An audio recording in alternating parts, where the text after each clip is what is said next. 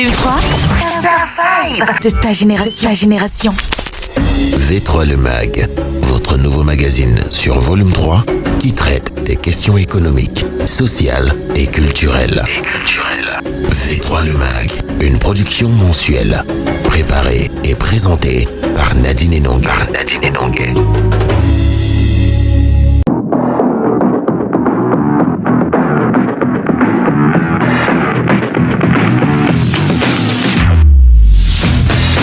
Bienvenue à tous, heureuse de vous retrouver pour ce nouveau numéro de V3 Le Mag, le rendez-vous mensuel de la rédaction sur Volume 3. V3 Le Mag. Droit, justice, action pour toutes les femmes et les filles. C'est sous ce thème que se célèbre ce 8 mars 2026 la 41e édition de la Journée internationale des droits de la femme. Cela fait plus de 40 ans que les femmes revendiquent des droits dans la société, une occasion de marquer un arrêt sur ce que disent les textes, que nous rappelle Maître Didier Bétain, avocat au barreau du Cameroun. Ce que prévoit le Cameroun, ce que prévoit le législateur, c'est après ratification des différents instruments juridiques internationaux, tels que les conventions que le Cameroun a ratifiées. Parce que s'il faut parler de la question, c'est une question qui ne touche pas seulement le Cameroun, elle n'est pas spécifique au Cameroun, il est bien vrai, chaque nation a ses spécificités, mais c'est une question qui relève du droit, qui relève sur le plan international. Donc lorsqu'on va parler des droits de la femme et de la jeune fille, lorsqu'on va parler par exemple, vous disiez tout à l'heure, droit, justice, de la femme et de la jeune fille, surtout en ce moment où la femme est en train, le monde entier, d'ici quelques jours, va célébrer, n'est-ce pas, la journée internationale de lutte pour les droits de la femme. On fait allusion, n'est-ce pas, au thème général défini par les Nations Unies, qui est droit, justice, action pour toutes les femmes et filles. Alors, de mon côté, je dirais que ça en appelle à l'égalité des droits, ça en appelle également à une justice équitable pour les faire respecter, n'est-ce pas, les exercer et en jouir. En quelque sorte, ce thème appelle les nations, invite les nations. Toutes les nations réunies sous la bannière des Nations Unies, n'est-ce pas, à combler les disparités juridiques entre les hommes et les femmes. Parce que lorsque je suis entré, par exemple, lorsque je suis entré dans le site des Nations Unies, j'ai pu lire quand les femmes ne bénéficient que de 64% des droits juridiques dont jouissent les hommes à l'échelle mondiale. Alors, si nous devons partir de ce postulat, nous allons constater et observer que dans les domaines fondamentaux de la vie, notamment le travail, l'argent, la sécurité, la propriété, la famille, la mobilité et la retraite, la loi désavantage systématiquement les femmes. Pour moi, le thème de cette année est fort évocateur, il est interpellateur, il est plus que strident. C'est un appel à l'action pour démanteler les obstacles structurels à une justice équitable, comme les lois discriminatoires et autres normes sociales préjudiciables et néfastes, les protections juridiques insuffisantes qui érodent, c'est-à-dire qui portent atteinte aux droits de la femme et de la fille. Alors pour moi, comment est-ce que je peux conclure ça d'une manière générale? Sur le focus, ce thème appelle à garantir des systèmes juridiques inclusifs et éliminer les obstacles structurels. L'objectif étant d'agir pour un avenir féministe où aucune femme ni fille ne sera laissée pour compte. Et il n'y a pas de listine en tant que telle. Si nous partons du principe, ou alors si nous adoptons de manière saine les dispositions de l'article 7 de la Déclaration universelle des droits de l'homme, il est disposé que tous sont égaux. Tous sont égaux devant la loi et ont droit sans distinction à une égale protection. Lorsqu'on dit tous sont égaux devant la loi, ça appelle le genre féminin, ça en appelle au genre masculin, qui sont tous égaux devant la loi et ont droit sans distinction à une égale protection. Ça veut dire que l'homme ne devait pas avoir plus de droits que la femme. On sait généralement que l'homme c'est le chef de famille, mais la femme à côté de l'homme est un adjuvant pour l'homme. Ce n'est pas un esclave comme ce fut à l'époque de la traite négrière où les droits de l'esclave étaient réduits. Il n'avait presque pas de droits, il n'avait presque pas de vie. Mais aujourd'hui, avec l'évolution des choses, cette déclaration est venue consacrer, n'est-ce pas, l'égalité parfaite entre l'homme et la femme. Alors, tout ce que les femmes jeunes comme âgées vivent aujourd'hui, c'est une autre forme de discrimination. Parce que les lois qui leur sont appliquées dans certains pays sont des lois discriminatoires et qui les réduisent. Il existe des droits, tels que le prévoient les textes, mais quand on parle du genre féminin, sont-ils respectés? Vialingeya a posé la question à quelques citoyens de la ville de Douala. Le droit des femmes n'est pas respecté au Cameroun parce que les femmes subissent beaucoup de choses comme la violence. Il y a les violences conjugales. On a un manque de moyens financiers. Je ne sais même pas comment m'exprimer parce que vraiment c'est tellement énorme. La femme souffre. Bon, moi je pense que les droits des femmes sont respectés dans la mesure où au niveau du travail, moi je pense que quand une femme mérite, on lui donne. Parce que l'expérience a prouvé que quand les femmes, elles ont un poste, elles travaillent. La méritocratie existe encore. Parlons des droits des femmes. Pour moi, c'est une question très large pour moi parce que parler des droits des femmes, c'est d'abord parler des droits de l'homme en général. Est-ce que les droits des femmes sont respectés? Pas du tout, puisque pour l'homme, il n'est pas respecté dans le monde entier. Mais maintenant, les femmes, ce qu'elles demandent, elles demandent des privilèges. Parce qu'on appelle plus ça droit, des privilèges, que je ne suis pas sûr qu'elles puissent y assumer. Parce qu'elles demandent très souvent d'égalité entre hommes et femmes. Il n'y aura jamais d'égalité entre hommes et femmes. Selon moi, les droits sont respectés comme ce n'est pas respecté. Bon, je vais prendre d'abord le côté négatif. Pour moi, c'est pas respecté. Pourquoi? Parce que je vais prendre un cas simple. Quand peut-être la femme est peut-être à l'intérieur de mariage et tout. Peut-être l'homme au départ, oui, il aime sa femme et tout, mais après la longue, on entend souvent des choses comme les tromperies, mais pourtant peut-être la femme n'a même pas adapté des comportements néfastes. Soit l'homme tabasse. On va prendre le cas de ce qui s'est passé avec la femme qui a tué ses 3 enfants et s'est donné la mort également. Donc c'est dans ce sens-là que je suis en train de parler. Quand je dis que c'est aussi respecté, c'est pour dire qu'il y a d'autres personnes qui respectent aussi la femme. Mais je ne sais pas si concrètement leurs droits s'appliquent. Parce que je pense qu'il y a les droits de la femme. Mais je ne suis pas sûre qu'on applique ces droits-là. Moi, je vois que les droits des femmes ne sont pas respectés au Cameroun, même à 50%.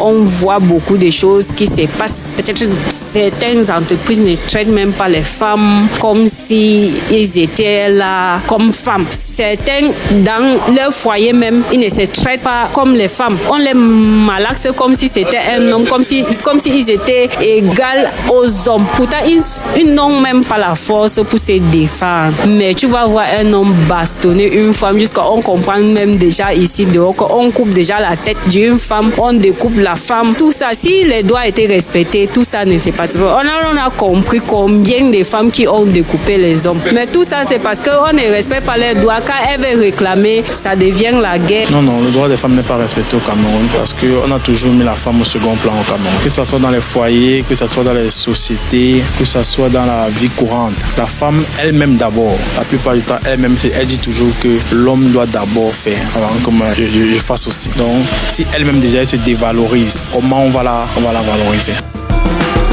Voilà des avis qui divergent. Il faut également préciser que selon les Nations Unies en 2026, les femmes ne bénéficient que de 64% des droits juridiques dont jouissent les hommes à l'échelle mondiale. Tous les 8 mars, il y a une autre bagarre idéologique, celle de l'appellation de cette journée. Finalement, que célèbre-t-on? La Journée internationale de la femme ou la Journée internationale des droits de la femme? Non, c'est la Journée internationale de la femme. Tout simplement parce que ce jour-là, les femmes ne sont pas en train de réclamer le droit. Elles prennent ça pour abuser. On va boire, on va soulever les cabans, on va danser, rentrer à X heures et tout. Donc vraiment, c'est la Journée de la femme. Journée internationale des droits de la femme et pas la Journée internationale de la femme. Parce que la femme, on la célèbre tous les jours. c'est la mère de l'humanité. Journée internationale des droits de la femme. Parce que pour moi, la femme a des capacités à réaliser certaines choses également et parfois elle est marginalisée aussi. C'est Journée internationale de la femme. Parce que c'est un jour où on symbolise l'honneur de la femme. C'est un jour où on met en exergue la valeur de la femme. Quand on dit droit, c'est un peu comme si c'était une obligation, mais non, c'est pas une obligation. On dit Journée internationale des droits de la femme parce que c'est un jour où on célèbre les droits de la femme et non seulement la femme en elle-même. Journée des droits de la femme. Parce que c'était une journée où les femmes revendiquaient leurs droits, c'est-à-dire le droit au vote. Les Américaines, les Nord-Américaines, elles voulaient plus de représentation. On dit Journée internationale de la femme parce que c'est la femme qu'on célèbre et non pas le droit qu'on célèbre. Journée des droits de la femme parce que la femme se joue à l'honneur.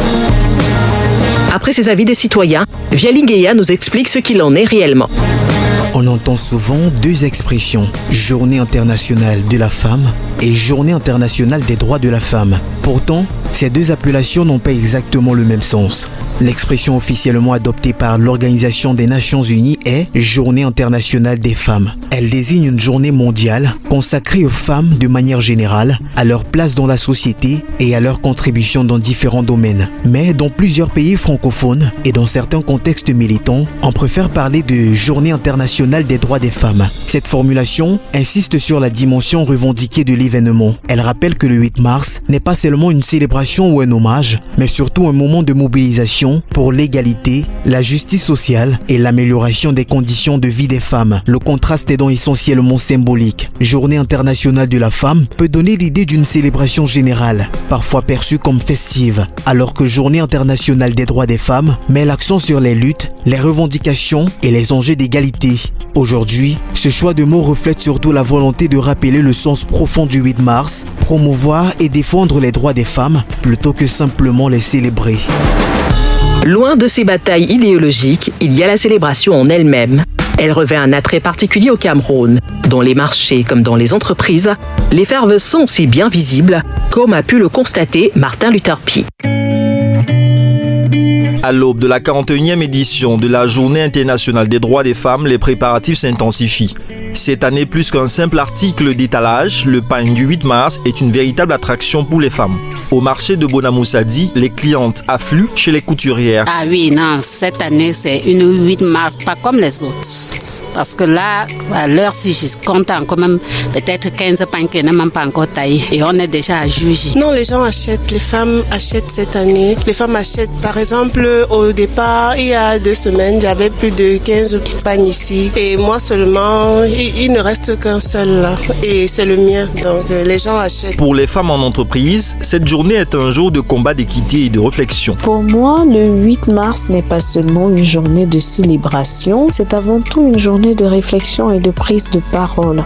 C'est un moment où les femmes peuvent s'exprimer librement sur les difficultés qu'elles rencontrent au quotidien, les inégalités, les injustices, les défis professionnels, familiaux et même sociaux. En tant que femme d'entreprise et journaliste sportive, j'ai parfois été confrontée au sexisme, aux préjugés ou au doute de mes compétences, simplement parce que je suis une femme. Mais je dois reconnaître quand même qu'il y a une évolution progressive et positive même dans notre domaine. Les mentalités changent progressivement et les femmes s'imposent davantage par leur travail et leur professionnalisme. Concernant le port du pagne, pour moi, ce n'est pas un impératif. Je respecte celles qui choisissent de le porter car cela peut symboliser l'unité et la solidarité. Mais personnellement, je pense que l'uniforme ne doit pas être l'essentiel.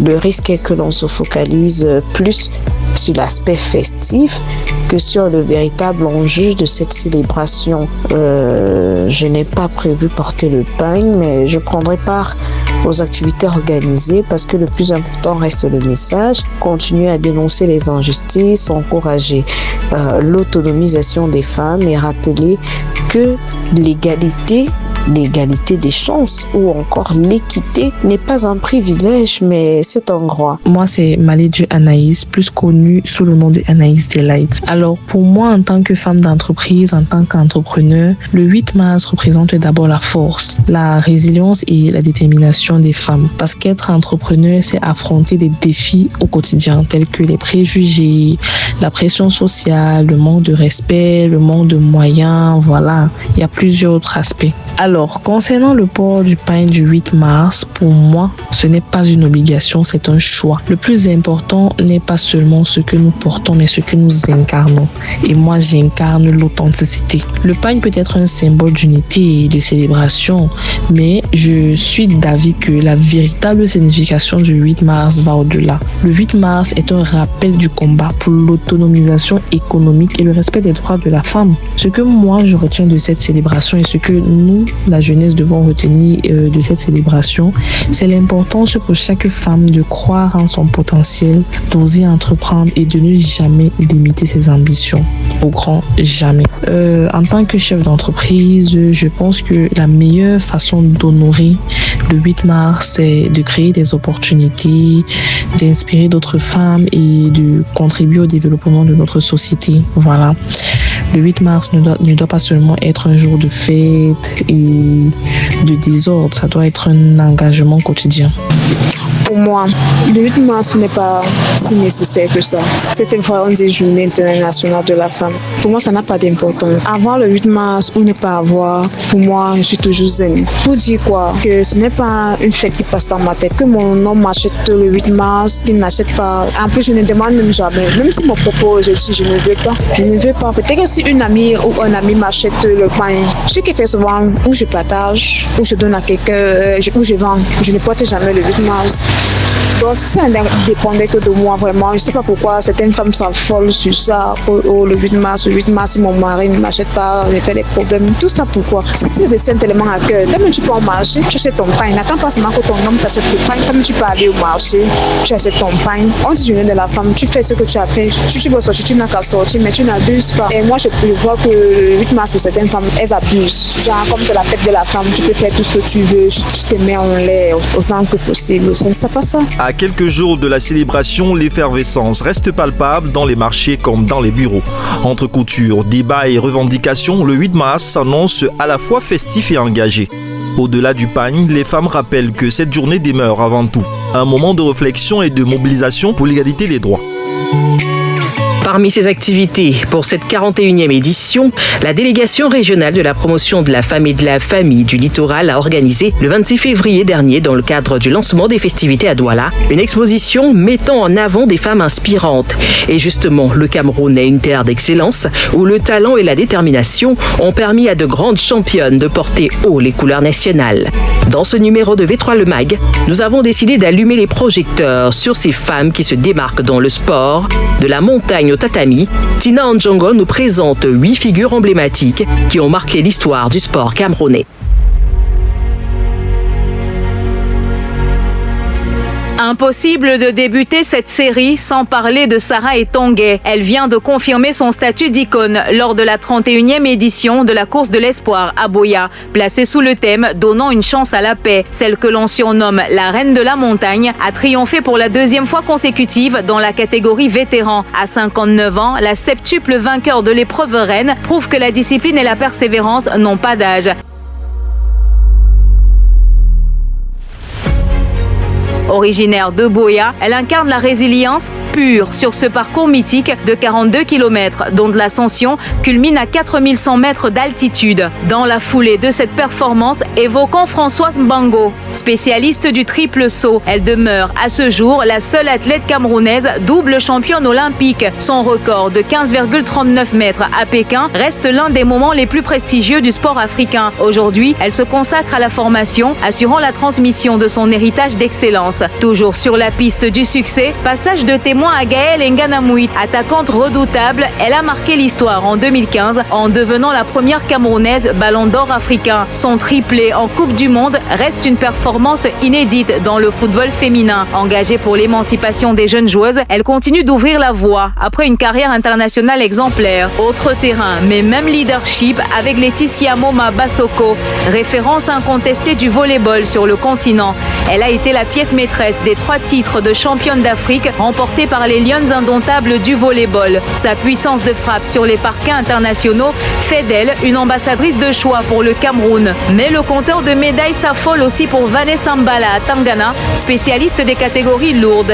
Elle a hissé le judo camerounais au sommet de la hiérarchie africaine avec 4 médailles d'or continentales. Sa présence régulière sur les podiums mondiaux et aux Jeux Olympiques en fait une source d'inspiration majeure pour la jeunesse. Même discipline de fer, autre sommet avec Auréole Ndogmo. Athlète d'exception, elle a dominé le lancer de poids en Afrique avec 6 médailles d'or avant de poursuivre sa carrière sous les couleurs du Portugal. Championne du monde et d'Europe en salle, sa régularité au plus haut niveau mondial témoigne d'une force de travail remarquable.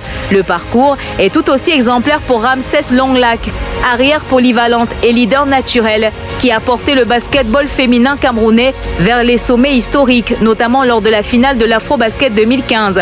Formée aux États-Unis, elle apporte aujourd'hui son expertise au service de la formation des futures générations. Enfin, terminons ce tour de piste avec Sarah Anfou, première pongiste camerounaise qualifiée pour les Jeux Olympiques. Elle mène une double carrière exemplaire d'athlète et avocate, multi-championne d'Afrique. Elle s'investit activement dans la promotion du sport féminin, prouvant que la victoire se gagne sur tous les fronts.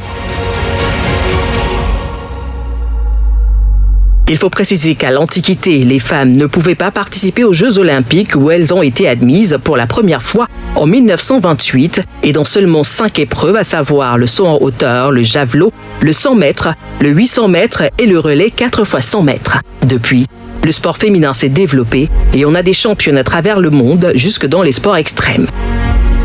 Avec l'évolution du monde, les femmes ont également gagné en autonomie et sur le chemin de l'indépendance financière, qui est une quête permanente, l'entrepreneuriat est aujourd'hui la clé de l'autonomie, comme nous l'a précisé Célestine Abibamagou dans l'émission Classico. C'est la bouée, c'est même l'élément principal qui va nous sortir de ce bourbier dans lequel on se trouve. Parce qu'aujourd'hui, c'est parce qu'on n'a pas encore bien structuré l'entrepreneuriat. On fait les mêmes choses et on reste sur place. On n'a pas structuré, aujourd'hui je fais ci, dans 5 ans je dois être à tel niveau. Bref, on fait toujours les mêmes choses. Pourtant, si c'est bien organisé, si c'est bien appuyé par les gouvernants, ça va résoudre un réel problème. D'abord, le problème de l'emploi.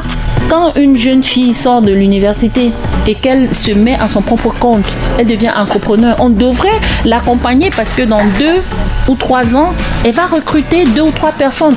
Et imagine 100 personnes. Donc moi je dis, vraiment l'entrepreneuriat c'est le levier.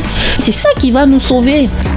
Une autonomisation qui ne se limite pas qu'au Cameroun et qui permet d'outiller les femmes pour se prendre en charge à travers le continent.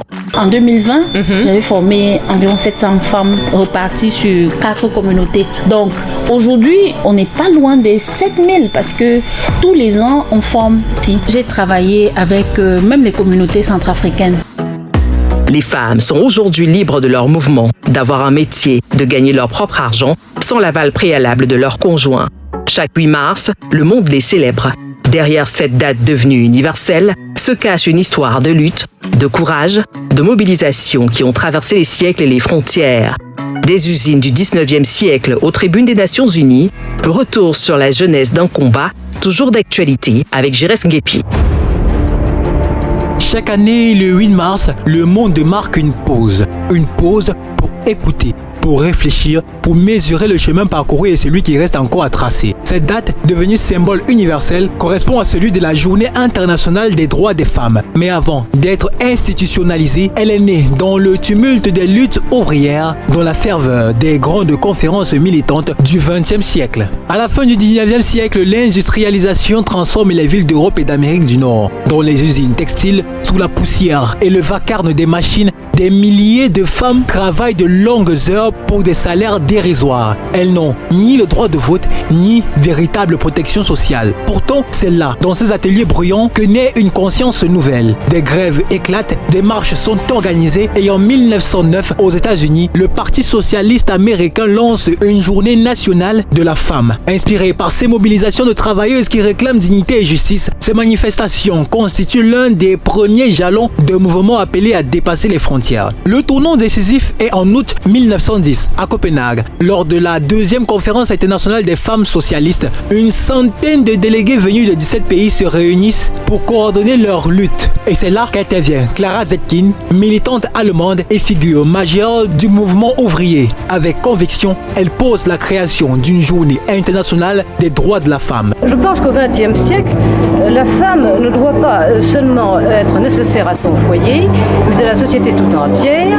Et je pense qu'elle doit tendre et jouer un rôle à part entière avec l'homme. Dès 1911, la première célébration se tient le 19 mars en Allemagne, en Autriche, au Danemark et en Suisse. Près d'1 million de femmes et d'hommes descendent dans les rues pour participer à des meetings et des marches. Les revendications sont claires: droit de vote, accès aux fonctions publiques, égalité professionnelle. Les foules rassemblées donnent chair au projet de Copenhague et ce jour-là, l'histoire bascule discrètement. Les voix isolées deviennent un cœur international. Quelques années plus tard, en 1917, à Petrograd, des femmes manifestent pour réclamer du pain et de la paix. En pleine Première Guerre mondiale, leur marche déclenche un vaste mouvement de grève qui contribuera au bouleversement politique en Russie. C'est en mémoire de cette mobilisation que la date du 8 mars s'impose progressivement et en 1921, elle est officiellement adoptée comme journée internationale des femmes dans plusieurs pays. Au fil des années, la journée franchit la frontière idéologique et géographique. Elle quitte le seul cadre du mouvement socialiste pour devenir un rendez-vous mondial. En 1977, les Nations Unies invitent les États à célébrer officiellement une journée consacrée aux droits des femmes et à la paix internationale. Le 8 mars acquiert alors une reconnaissance universelle.